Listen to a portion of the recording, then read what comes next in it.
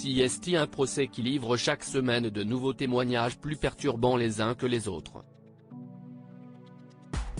Cela fait maintenant plus de 15 jours que le procès ultra-médiatisé de Benjamin Mendy a débuté du côté de Chester en Angleterre, dans la banlieue de Liverpool.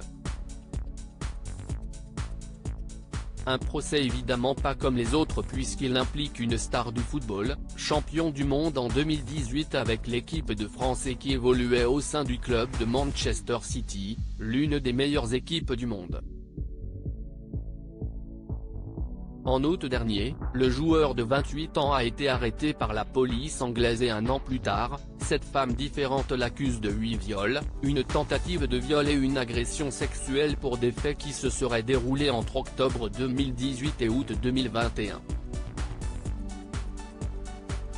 Après le témoignage des 5 premières plaignantes, le jury a pu visionner celui de la 6e victime présumée hier. Une jeune femme qui aurait été invitée à se rendre à une soirée chez Benjamin Mendy, par Louis Saha Maturi, aucun lien avec le footballeur Louis Saha, celui que l'on présente comme l'acolyte du footballeur. Tout ce dont je me souviens, CST de m'être réveillé et d'avoir vu Ben sur moi. La plaignante se rend donc dans la luxueuse demeure du sportif, qui a fait l'objet de beaucoup d'attention durant le procès.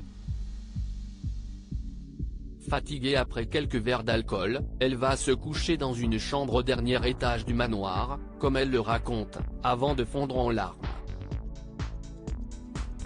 Tout ce dont je me souviens, CST de m'être réveillé et d'avoir vu Ben sur moi, lâche-t-elle.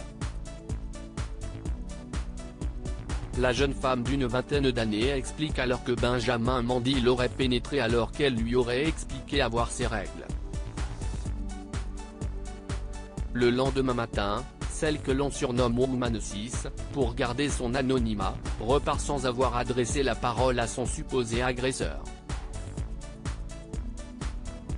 Je ne me souviens de rien, ça ne me ressemble pas du tout, précise-t-elle. Un nouveau récit particulièrement à charge pour Benjamin Mendy, qui de son côté, tout comme Louis Saha Maturi, nie en bloc la totalité des accusations qui pèsent contre lui. Benjamin Mendy reste présumé innocent des faits qui lui sont reprochés jusqu'au jugement définitif.